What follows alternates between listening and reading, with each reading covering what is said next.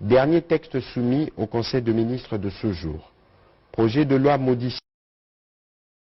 la loi numéro 96-002 du 22 juin 1996 fixant les modalités d'exercice de la liberté de la presse. Le ministre de la Communication et Médias a présenté à l'attention du Conseil l'avant-projet de loi modifiant et complétant la loi numéro 96-002 du 22 juin 1996 fixant les modalités de l'exercice de la liberté de la presse. Faisant l'économie de ce texte, il a tenu à préciser que l'élaboration de cette dernière vient marquer le premier pas de la marche vers la salubrité médiatique recommandée par le président de la République au cours des États généraux de la communication et des médias.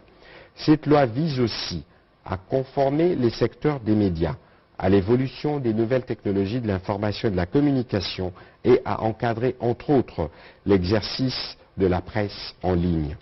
Aussi, ces textes apportent-ils les innovations et adaptations suivantes.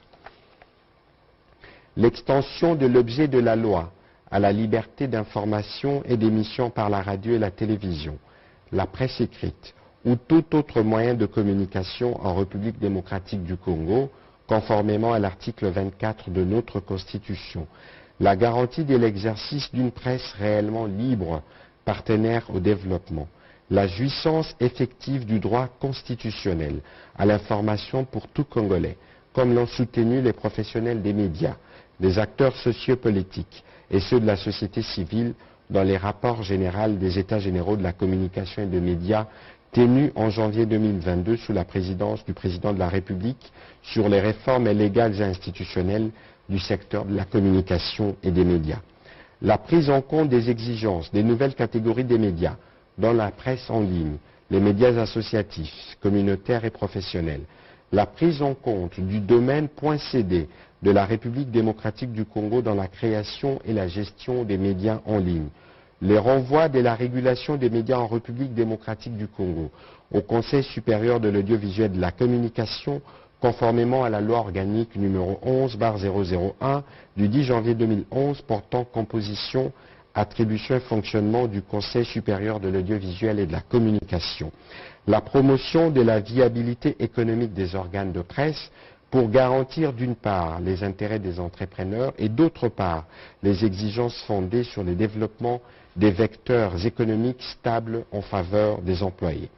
Par ailleurs, il a tenu à signaler que la réforme du cadre légal et institutionnel du secteur de la communication et des médias serait incomplète si l'arsenal de textes devant le régir n'est pas adopté totalement. Outre l'application en cours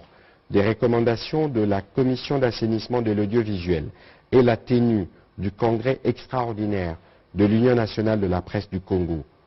le ministre de la Communication et Médias a insisté sur la nécessité et l'urgence de finaliser ou réviser d'autres textes qui devront contribuer à régir de manière intégrée l'écosystème médiatique de notre pays.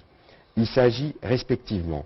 de la loi sur l'accès à l'information publique, le décret portant le statut des journalistes œuvrant à République démocratique du Congo, la loi organique numéro 11/001 du 10 janvier 2011 à réviser, portant composition, attribution et fonctionnement du Conseil supérieur de l'audiovisuel et de la communication.